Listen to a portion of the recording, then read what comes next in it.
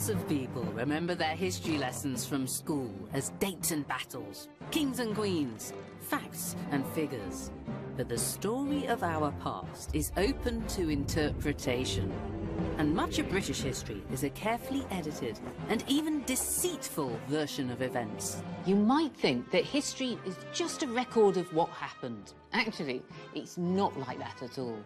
As soon as you do a little digging, you discover that it's more like a tapestry of different stories woven together by whoever was in power at the time. In this series, I'm going to debunk some of the biggest fibs in British history.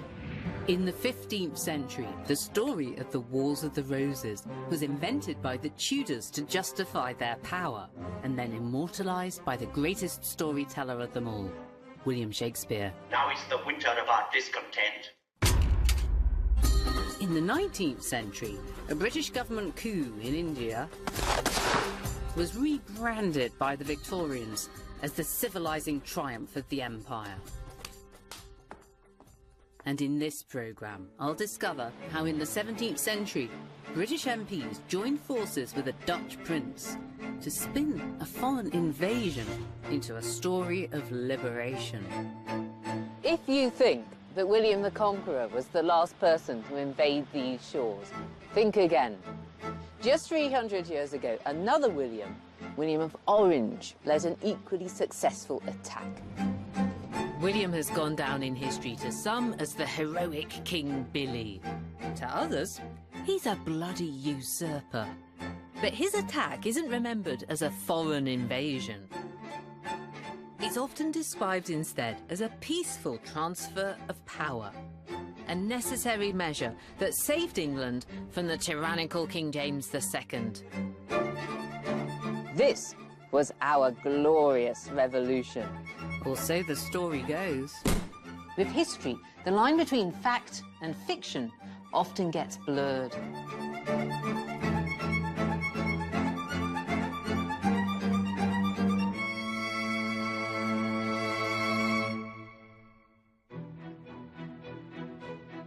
In the 17th century, the English civil wars between royalists and republicans tore the country apart, and Charles I was beheaded.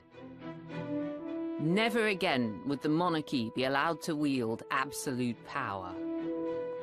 So in 1685, when James II became king and started throwing his weight around, his enemies decided that something must be done. What followed became known as the Glorious Revolution. James II is the villain of this carefully constructed tale. He abdicates, giving way to the noble Dutch Protestant William III of Orange and his English wife Mary. In this swift and glorious transfer of power, the golden couple put an end to the absolute power of the monarchy. They banish Catholicism and restore order and liberty to our nation. And all without a drop of English blood being spilt. For many people, James II was a good old-fashioned tyrant, harking back to the bad old days of Charles I. But the biggest problem with James was the fact that he was a Catholic king in a country that was largely Protestant. In England, at least, a Catholic monarch was associated with absolutism. He believed in the divine right to rule and to ride roughshod over his subjects. James didn't do much to play down this tyrannical image. When a rebellion rose up against him, he executed 250 of the participants. And when 7 Anglican bishops dared to challenge his pro-Catholic policies, he threw them into the Tower of London. James's enemies wanted a Protestant monarch who respected the powers of Parliament. So James was a Catholic. He appointed his fellow Catholics to high office, that caused annoyance, and worst of all, he married a Catholic, Mary of Modena. This meant that any children, any heirs that they might have, would be Catholics too. But for James's Protestant enemies, there was a glimmer of hope. James hadn't produced a Catholic heir. He only had his 2 daughters, both Protestant, from his first marriage. And his new wife, Mary, had lost 8 children as a result of miscarriages, stillbirths, and deaths in infancy. If James's wife, Mary, proved unable to give him a baby boy, and time was ticking on, she wasn't getting any younger, then James's line would stutter to a stop. This Catholic part of the royal family would simply die out.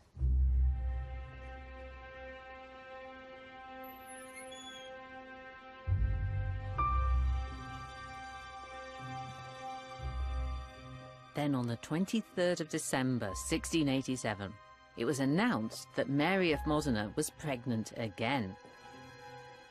As each month passed, it looked ever more likely that she might give birth to a healthy baby. The Protestants thought that something had to be done. Were they going to rise up against James and have a civil war? No. Instead, they waged a war of words. The bedchamber became a battlefield. With the horrors of the English civil wars still within living memory, regicide was out of the question. Any regime change would need to be legally justified. So James's enemies began to spin a yarn. As Mary's pregnancy progressed, people put it about that it was a fake or perhaps a fantasy. Even James's grown-up daughters, the Protestant princesses, Mary and Anne, got in on the act here. They spread gossip that nobody had felt the baby quickening, and here's the clincher, nobody had seen any milk. But on the 10th of June, 1688, Mary of Modena defied the doubters and gave birth to a healthy baby boy.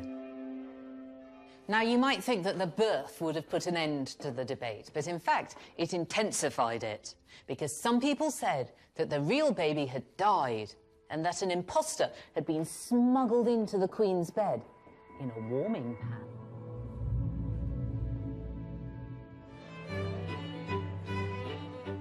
The tittle-tattle in London's coffee houses started to sway public opinion against the king. And James's response only made the situation worse. He summoned 42 witnesses to make sworn statements that they'd seen Mary give birth. James published these depositions. It was an attempt to silence his Protestant enemies. John, tell me a bit more about this warming pan incident. How did it actually work? Comes from quite an innocuous detail in these depositions. So there's a gentlewoman of the bedchamber called Margaret Dawson who says, "I saw fire carried in to warm the Queen's bed in a warming pan." But then, in this pamphlet, a full answer to the depositions, which basically goes through the depositions and tears them to pieces and says, this isn't good enough, this isn't enough detail, it's not enough evidence.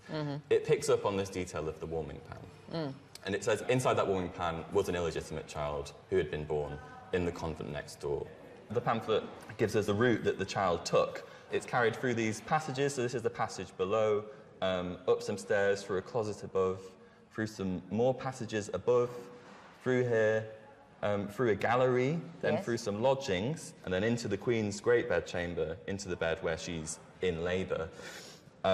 And through the curtain, and the dot goes all the way into right the up bed into itself. the bed, and then they pop the child into the bed. It must have happened. The map says that it did. Indeed. What other sort of stuff was produced that helped to tell this story of the warming pan? What we have here is a pair of images, the first of which is celebrating the prince's birth. So you have Mary of Modena here, with her hand in the Prince of Wales's crib. The Prince of Wales here is looking very splendid. He has some flowers in his hair, and it's a kind of... Hurrah, we've got a lovely little baby boy. Exactly. Isn't that lovely? And then what happens in this one? It's in been this one, subverted a bit. It is. This figure that's added in here is Father Edward Petre, who's an English Jesuit who had rose to be an advisor of James II. This led to rumours that he was, in fact, the father of the Prince of Wales. Which is why he's creeping up behind her and giving her a squeeze. That's exactly right. Do you think it's possible that James II wouldn't have got into so much trouble if he'd been able to tell a better story? One of the problems is that the warming pan fiction is, even though it's not plausible, that people are willing to go along with it because they would rather believe that the child was illegitimate than face the prospects of an England that is Catholic for years and years and years. The warming pan affair may sound far-fetched, but it was a juicy tabloid tale, powerful enough to stir up treason.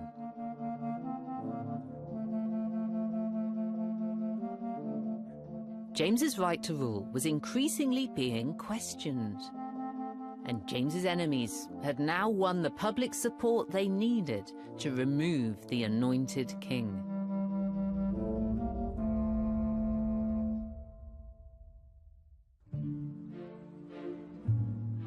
There was once a grand Tudor mansion here in the village of Hurley on the banks of the River Thames. It was called Lady Place. Its owner was the 3rd Baron Lovelace, a member of Parliament and one of James II's enemies. Lovelace was a bit of a rogue.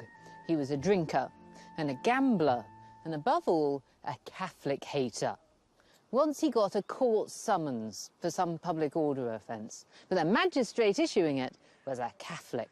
So Lovelace took his court summons, he screwed it up, and he used it to wipe his bottom in public. Nothing of Lady Place stands above ground today. But hidden away, here in someone's back garden, a little bit of it still remains. These are the cellars of Lady Place, and they're connected by a secret tunnel to the banks of the River Thames just over there, so you could arrive and leave unseen. Lovelace hosted clandestine meetings here for like-minded noblemen who were all plotting against King James II. In these secret meetings, a plot was hatched to overthrow the king. But these men weren't going to take up arms themselves. Instead, they wrote a letter inviting someone else to do their dirty work. This is a copy of the letter they wrote, dated the 30th of June, 1688. It's been signed by 7 people, but they haven't given their names. They've given secret code numbers instead. Somebody has written in later who they really were. Shrewsbury, Devonshire, Danby, Lumley, the Bishop of London, Russell, Sidney. These were all top politicians. You can see why they didn't want to sign it with their names, because their letter is just full of treason. Listen to this. The people are so generally dissatisfied with the present conduct of the government in relation to their religion, liberty, and properties. And here they get right down to business. 19 parts of 20 of the people throughout the kingdom are desirous of a change. Playing on anti-Catholic sentiments, this letter tells the tale of a country in peril, a country that needed to be saved. It was addressed to a Protestant prince from the Netherlands, William of Orange. It even talks about William landing in England, and it says that the people will venture forth to meet him when he does this. The message is pretty clear. It is, William, Prince of Orange, please invade us. In the unfolding drama of the Glorious Revolution, this wouldn't be described as treason. It was the letter of invitation, a plea from a beleaguered nation in a time of need. If William accepted, he would be presented as the answer to England's prayers. This is William's palace, Het Loo in the Netherlands, from where he reigned as stadtholder, which is almost like a constitutional king. And it's pretty clear why William was the conspirators' ideal candidate to take the English throne. William was James II's nephew, but more importantly, his wife really was a Stuart. She was James's own daughter, Mary. In England, Ireland and Scotland, these royal Stuart credentials might help make the coup look more like a legitimate succession. If William, and indeed Mary, could be placed on the English throne, then this needn't be seen as a coup at all, just as an orderly transition from father to daughter. And these two had excellent credentials as monarchs in waiting because they were both Protestant. James's enemies had chosen well. But William of Orange had even more to gain from going along with their plan. William was playing an even longer game than simply becoming King of Britain, and this is why the invitation was so attractive to him. If he were to invade and get the crown, then he'd be toppling a Catholic king. Good thing. More importantly, though, he'd be getting more power to move against an even more dangerous Catholic threat nearer home. Louis XIV, the Sun King of France. Louis XIV was the most absolute of absolute monarchs, and his armies were a constant threat to the Dutch Republic. William was determined to protect Protestant Northern Europe against Louis. The rivalry between the two men was played out in a game of garden design. Here, William ordered fountains, even bigger and better than those at Louis's own opulent palace, Versailles. But for evidence of William's more enlightened style of monarchy, you have to go into his bedroom. In the 17th century, the state bedroom wasn't a private place. This is where the sovereign received important guests. What would you say is the most significant difference between Louis XIV's bedroom at Versailles and William's bedroom here? I think it's the absence of a balustrade, just where we stand here, to divide the room into two parts. And in France, people had to make a bow in front of the balustrade, even if the king was absent. But William III is more, more open to the public, more open-minded perhaps, and more open to the parliament. Maybe that's the difference. So we got Louis, the absolute monarch, with his get-out, stay-away balustrade. Yeah. But William, not as a Democrat, but as a more friendly Republican, he says, come on in. I believe so. A friendly king. Exactly. But William wasn't going to beat Louis with one-upmanship in the bedroom. He needed Protestant allies to crush Louis in battle. Getting his hands on the British Navy would give William the edge he needed. And now he had an open invitation to walk right in and take it. So this is William's private closet, yes? A room for secrets. Exactly. It's the most intimate space you can imagine. It's very small, but very elaborate. And it's his office, more or less. Yes, it's his office. He worked here at this very spot. Am I right to imagine William III sitting here, reading his letter of invitation and drawing up his plan for the invasion of Britain? Oh, it's so tempting. Yes, I want to believe it was at that low that he made plans for his invasion. It all took place here. So this is a really significant room in the whole of British history. It is.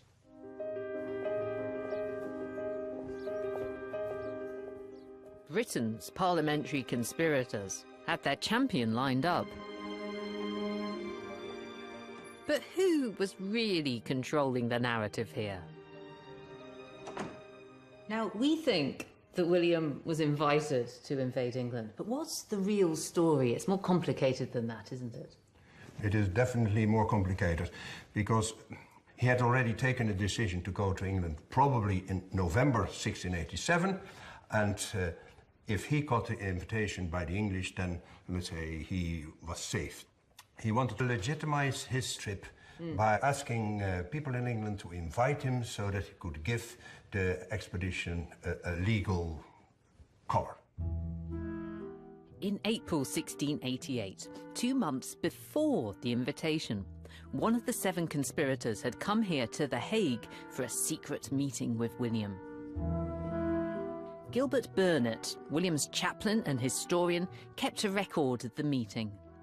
Burnet wrote that William said it would be great if some people in England would invite him and that he would be ready in a few months' time. By the end of September to come over. That's to invade England. That's to invade England, yeah. William was a lifetime enemy of Louis XIV, so there was a great chance that there would be a new war. And in that war, England had to help William III. So he has to put together a document that's going to sell his case to the English, to the British people, really. And this, fantastically, is handwritten. This must be the original. The Declaration of His Highness William, Prince of Orange, the reasons inducing him to appear in arms in the Kingdom of England for the preserving of the Protestant religion and for restoring the laws and the liberties of Great Britain and Ireland. So nothing in there about France. It's all about you guys, English people. Be happy. Yes. William says that he wants to call a free and legal parliament that would abolish all the rules or all the laws and all the violations of the laws that James II had perpetrated. So he had it written by a Dutch civil servant. It was translated into English by Burnet, and it looks to me like Burnet has improved it. You can see him adding in extra little words and rewriting it here, and he's added in a bit about the Houses of Parliament. He's added in remarkable. Presumably that was all helping to sell the case, to make it smoother, to make it more acceptable to the British. Because, of course, the English people weren't going to know anything about the real plans of William III with England, namely that England would have to join him against France. I'm more and more impressed with William's foresight.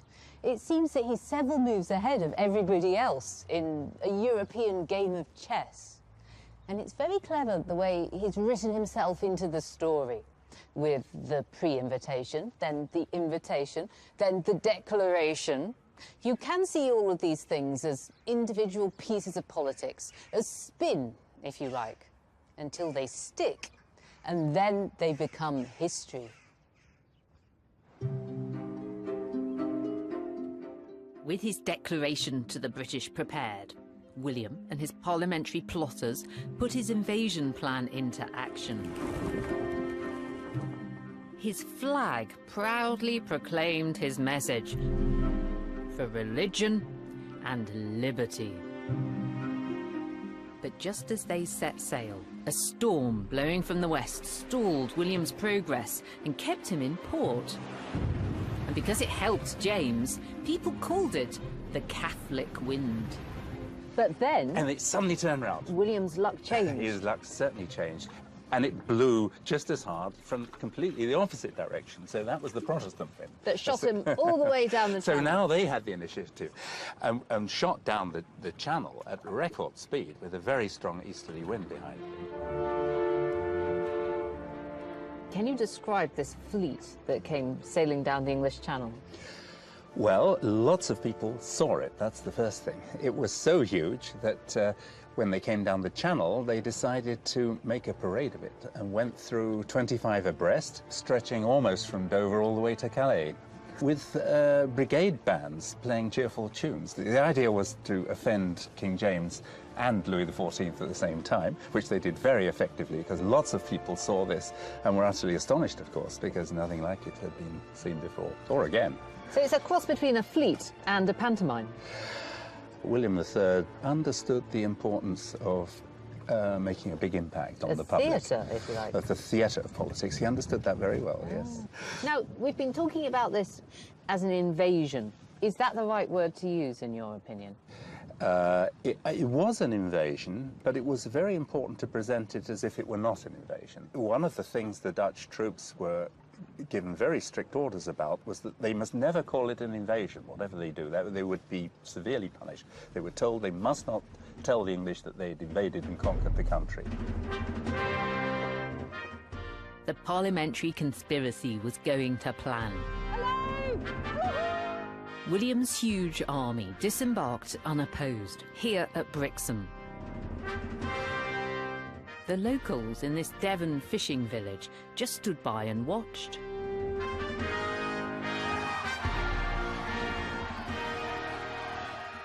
One Dutch observer reported that all along the roadside, the men, the women and the children were waving out, "God bless, 100 good wishes to you."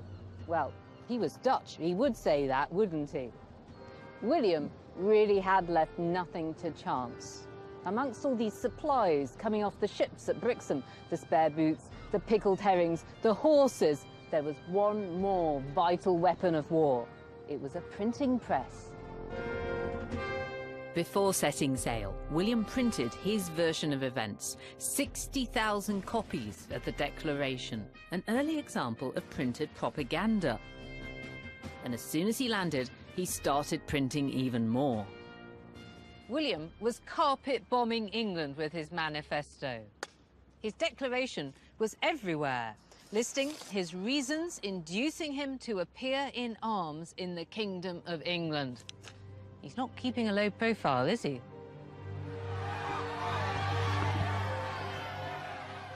As he marched on Exeter, the Dutch prince's army met with no resistance. He entered the city in spectacular fashion, not as an invader, but as the nation's saviour. 200 soldiers in armour led the way on Flemish horses, accompanied by a further 200 Africans from the Dutch colonies in white turbans.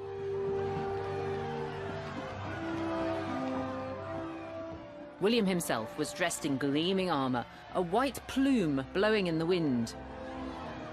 He was riding a white horse. His banner bore the words, "God and the Protestant religion."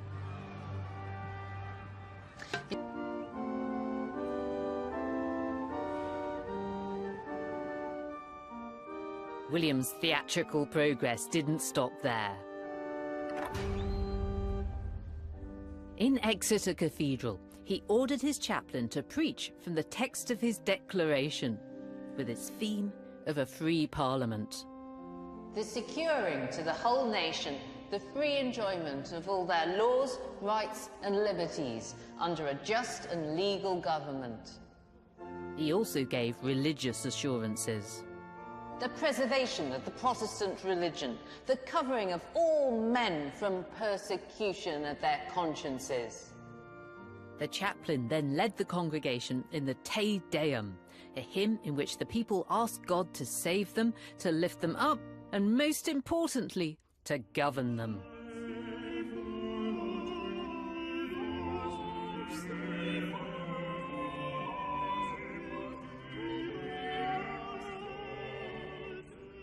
And then, with quite dazzling hubris, he seated himself here, in the spectacular throne of the medieval bishops of Exeter. He wasn't king yet, but with his propaganda and his pageantry and his sense of purpose, he was halfway there.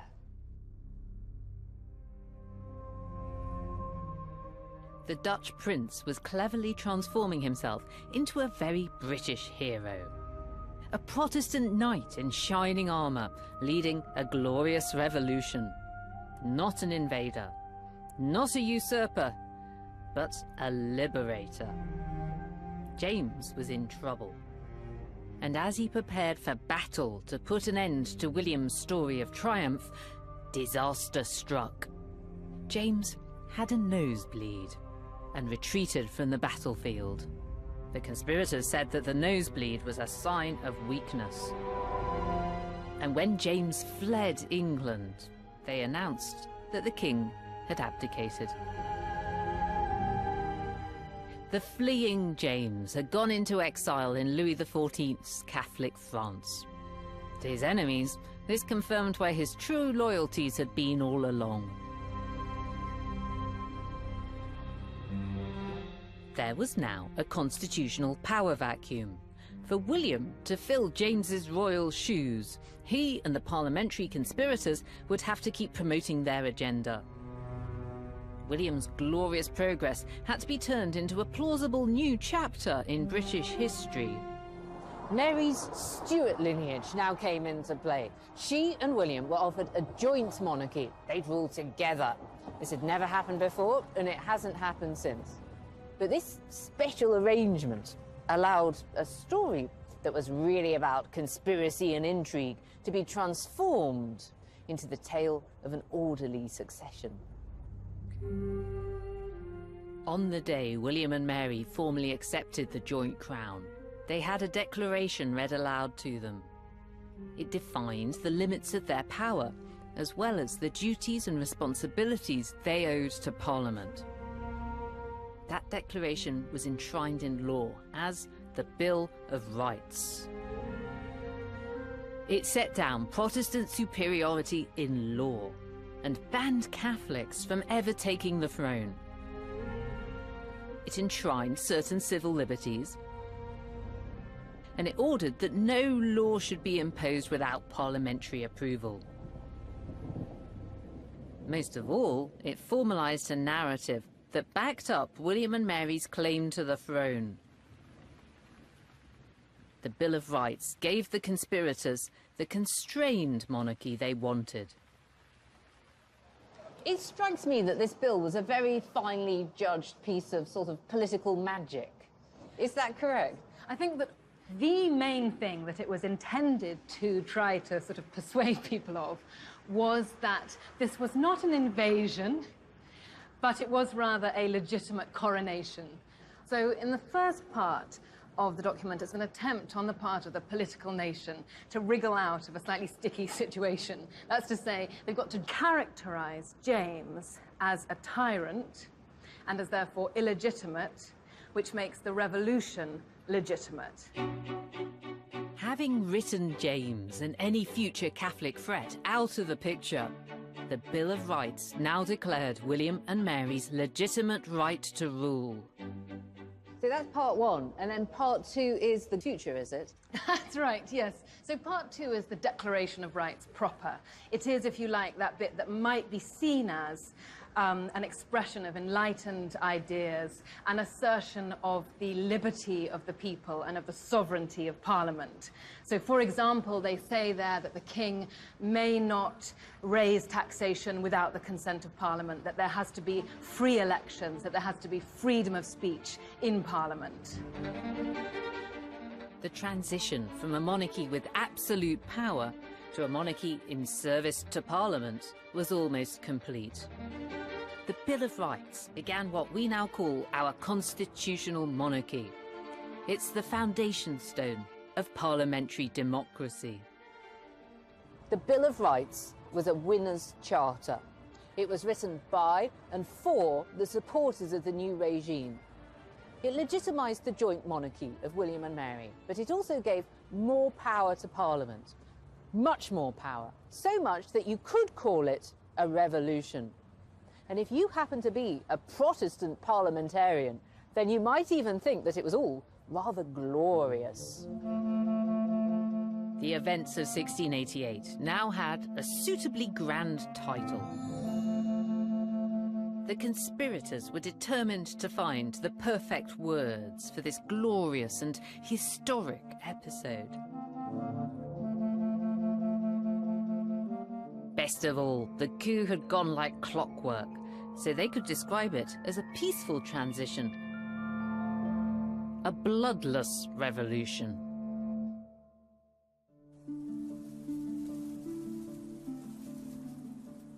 But as William's glorious revolution was rolled out across Scotland and Ireland, it was anything but.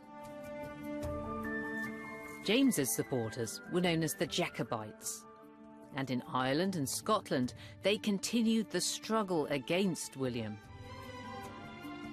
In March 1689, James joined his allies in County Cork with troops supplied by Louis XIV. William landed in the north of Ireland the following year and marched on Dublin. On the 1st of July 1690, their armies met here, on the banks of the River Boyne. And now, for the first time in the whole of their long power struggle, James II and his son-in-law William faced each other in the field at the Battle of the Boyne. James's army was over 25,000 strong. William had a force of 40,000 men. This would be a bloody battle. William attempted to cross the river from the west. James diverted most of his troops to head him off. But this left the rest of James's army exposed. William was merciless. James's soldiers held out for 3 hours before being overwhelmed. One French witness said, "This is the 6th battle that I've seen, but I've never seen such a rout." William's troops were ruthlessly efficient. They picked off the fleeing Jacobites like hares amongst the corn, he said. James was defeated. He fled again to France and would never return.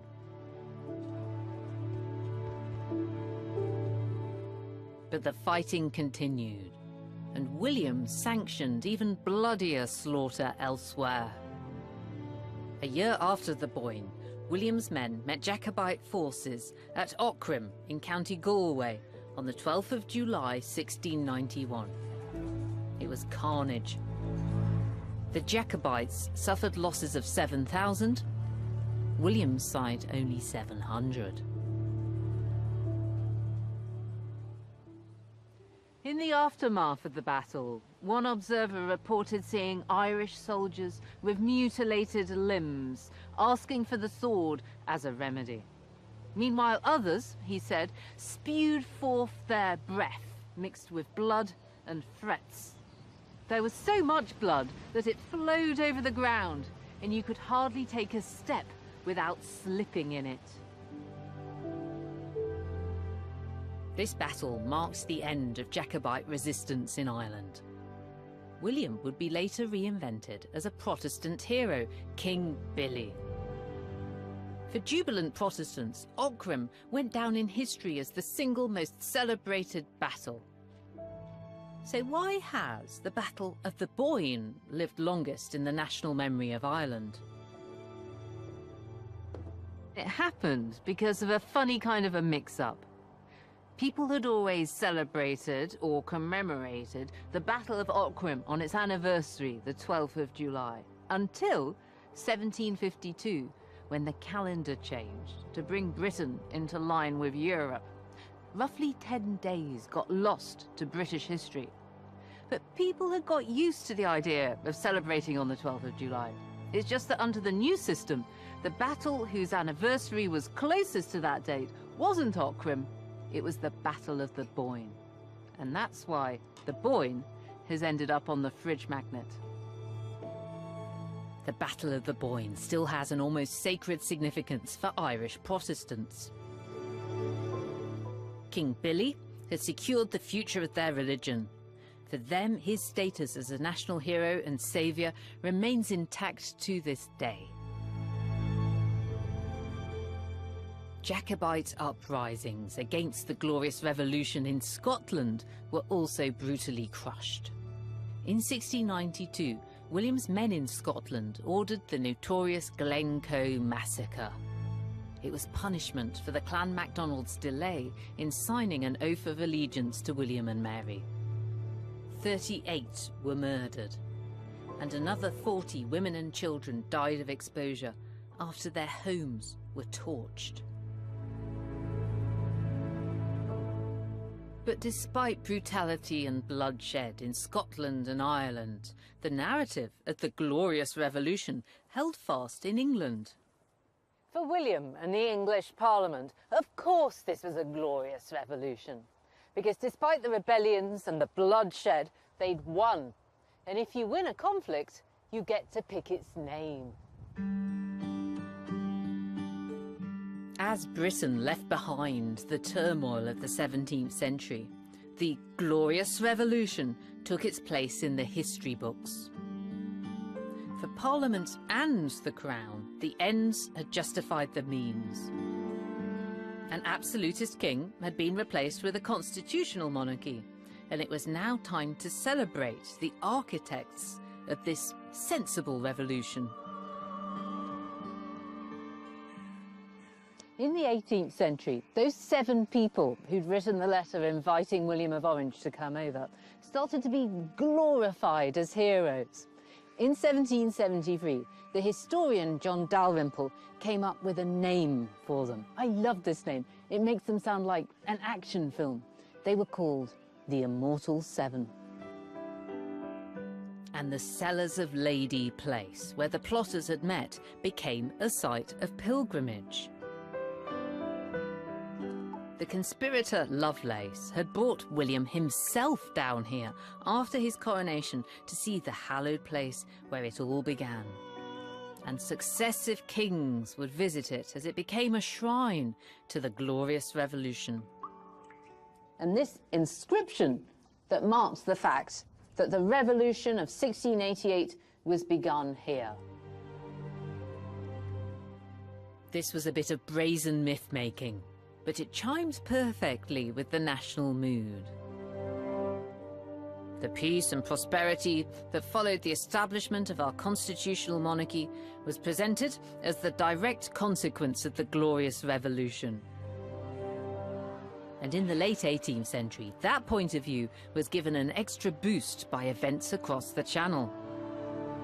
France's proud, absolute monarch Louis XVI was removed from power and executed by revolutionaries.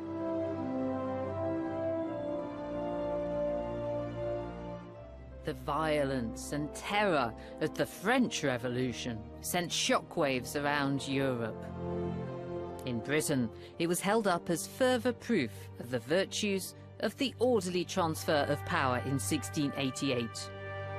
The Glorious Revolution was now celebrated as a symbol of enlightened British values and superiority.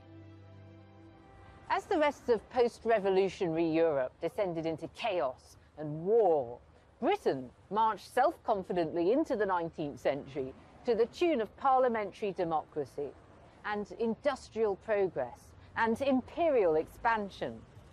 For 19th century historians, it was the Glorious Revolution that was the foundation of all this success. The greatest champion of this view was the historian and Whig politician Thomas Babington Macaulay. Macaulay's magnum opus was called The History of England. This is a book that transforms the conspirators' carefully concocted tale into history. Macaulay presents the Glorious Revolution as the masterstroke of our national story. He writes, "It is because we had a preserving revolution in the 17th century that we have not had a destroying revolution in the 19th. For the authority of law, for the security of property, for the peace in our streets, our gratitude is due to William of Orange." 1848 became known as the year of revolution across Europe, with the notable exception of Britain. The publication of Macaulay's book in that same year was perfectly timed. When I was a history student, we were told to read it with great caution, because this was Whig history, a bad thing. It was a powerful person's view of the past. Even at the time in the 19th century, people recognised that Macaulay was writing from a very particular standpoint. When Karl Marx came to write Das Kapital, he called him that great falsifier of history. As a communist, Marx's view of history is never considered to be unbiased. But Macaulay's position was equally influenced by his own political views. He was a Whig politician, a member of a party that saw Victorian Britain as a shining model of democratic progress in action. For the Whigs, this was only possible because of our glorious revolution. When the Houses of Parliament were rebuilt after a fire in the 19th century, Macaulay and the Whigs saw this palace of democracy as a shrine to the glorious revolution. They commissioned a series of frescoes to remind MPs of the story of the tyrant King James and the nation's saviour William. Alice Lisle was a heroine of the Glorious Revolution who hid fleeing rebels in her home and was arrested for it by James's forces. She is sentenced to death, which of course is burning at the stake for a woman because women aren't hanged. A plea goes to the king for clemency, and all he does is he allows her to be beheaded rather than burnt at the stake. The next painting shows the release of the 7 bishops who James had thrown into the Tower of London. This is evidence that James was completely unpopular by the masses. The quantity of the public who just celebrated their acquittal was evidence that he was not the right man for the job. In the final painting, James's tyranny is erased by the glory of constitutional monarchy. This is the peak of the Glorious Revolution, isn't it? This is the point where it all goes well. The Clerk of the House of Lords, John Brown, is reading the Declaration of Rights to them. And we, the viewer, are reading with the clerk. We are the people reading to these 2 monarchs, saying, you have to do what we say in this document. You're not to do what James II did and disobey and make up your own rules. And, you know, for Macaulay, this is the beginning of that story of Parliament's power and the monarchy being slowly restricted. You can absolutely see why this picture is right outside the House of Commons. Makes complete sense, doesn't it? Macaulay's Whig version of events held sway into the 20th century. The Empire and 2 world wars had consolidated a sense of patriotic pride. In 1988, just a few yards away from Macaulay's glorious frescoes, the House of Commons debated a proposal to send the Queen a message from Parliament marking the 300th anniversary of the Glorious Revolution. The main events are well known. The defiance of the orders of King James II by the bishops and the judges, the invitation to William of Orange and Mary to defend our ancient rights and liberties, the landing at Torbay and the peaceful transfer of power, which gave rise to the title of the Bloodless Revolution in England, although it was not like that in Scotland, and it was a very different story in Ireland. Margaret Thatcher's socialist adversary, Neil Kinnock, had a rare moment of agreement with her. This motion to express to Her Majesty our pleasure at the tercentenary of the Revolution is a worthy act, not only because it celebrates a significant advance, as the Prime Minister just said, but also because it requires us all to consider the character of our democracy and the ways in which arduously and slowly it has been brought this far to our time.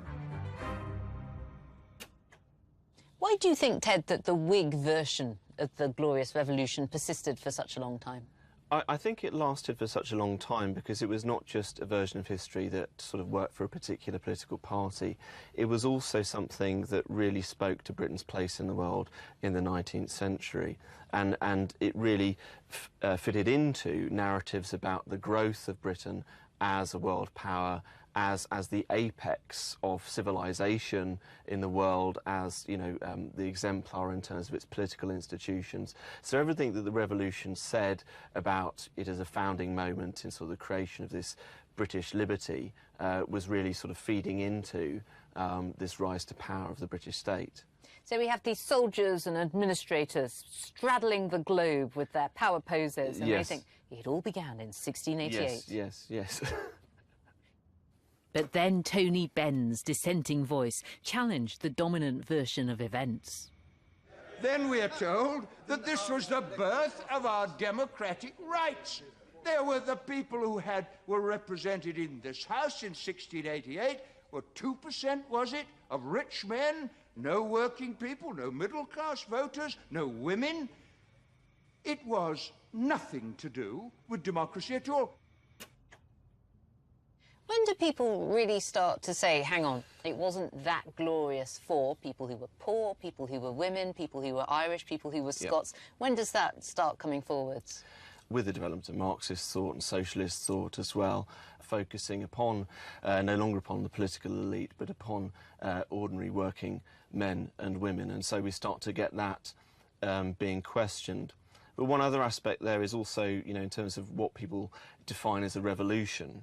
And so as a kind of more class-based Marxist definition of what a revolution was came to the fore... This doesn't count. This doesn't count. It's not a real revolution. You know, we don't include this in our list of real revolutions. And instead, the 1640s, the Civil War, the execution of Charles I, this becomes the real revolution, and this is the thing that people should focus on, celebrate, talk about, try and educate people about. After 300 years, 1688's status as a bloodless revolution was questioned and revised. Margaret Thatcher conceded that it may have been a little less than glorious. Even great events are subject to constantly shifting judgments and interpretations. Not every legacy of some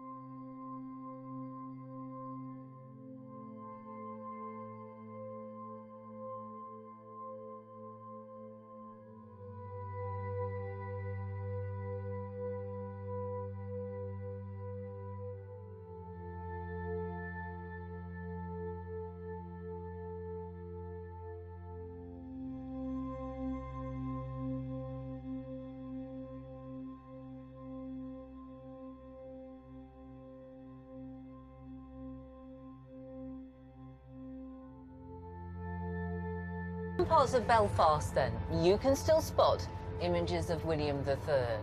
He's part of the fabric of the city, riding about on his white horse in his 17th century wig and coat. He looks a bit incongruous in this urban environment. He's a long way away from the palaces and battlefields where he really lived. In Protestant Northern Ireland, everybody knows him by a different name, King Billy.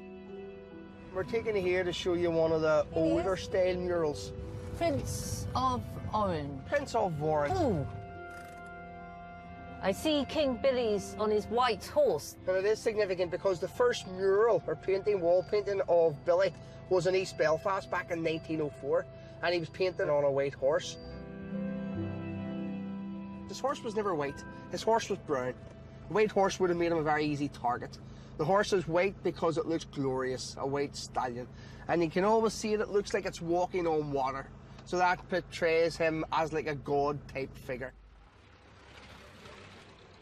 So, Peter, who is King Billy in the minds of all of his supporters? Well, in certain areas in the city, if God sits here, Billy sits about 3.5 inches above him. So that's how important he is. Yeah. What do Catholics think about King Billy? Would you like me to be honest? When I grew up, Billy was just a hate figure. A hate figure? He was a hate figure because, well, his army defeated the Catholic army. Yeah. The celebration, the Orange Men, July 12th, the bonfires, most Irish Catholics see it as the parades rubbing their nose in orange dog poop a couple of thousand times a year. Yeah. So for one side he's history and culture and identity, and the other side he is seen as a villain. The troubles that scarred Britain and Ireland throughout the 20th century are a vivid reminder that there's never one definitive version of history, and that the past is always interpreted through the eyes of the present. In 1998, the people of Northern Ireland voted for change. Yes, 71.12%. The Good Friday Agreement came into force, and tensions finally began to ease. But 1688 still has a powerful place in Irish culture. In 2007, a Jacobite musket from the Battle of the Boyne made a rare public appearance. On a joint visit to the site of the Battle of the Boyne, Northern Ireland First Minister Ian Paisley and the Irish Prime Minister Bertie Ahern shared a photo opportunity with it. The gun became an unlikely prop in the peace process. 8 years later, the musket came up for auction here in Belfast. This deadly-looking thing was made at the Tower of London in 1685 for James II's army, hence the J2R on the side of it there. It was used by a dragoon, almost certainly at the Battle of the Boyne. A dragoon is a soldier who gets off his horse to fight, and he fires his carbine. This is a sort of short musket. As he does so, flames come out of the end of it, which look like the tongue of a dragon, which is why he's called a dragoon, and which explains the lovely little picture of a dragon on the side down here. At the auction, the gun was sold for a hefty £20,000 to an anonymous telephone bidder. Later it came out who this had been. It was the Museum of Orange Heritage. This Jacobite gun was bought by the very people against whom it had originally been fired. The museum was adding a new chapter to the tale of the Revolution. Exhibiting this Jacobite artifact in an orange institution can be seen as an attempt to bring the two opposing sides of history back together. The established account of William's glorious revolution, created in the 17th century and reinforced by later history makers, has cast a long shadow in Ireland. But now, some light is shining in. Instead of reverberating to the roar of cannon fire, the charge of men, the shot of musket, or the clash of sword steel, today we have tranquility of still water, where we can contemplate the past and look forward to the future. Invitation or invasion? Liberator or usurper? Triumph or treason? The story of the Glorious Revolution is still being written. One of the biggest fibs in British history. Next time, I'm in India discovering how the British Crown reinvented the Raj in the 19th century.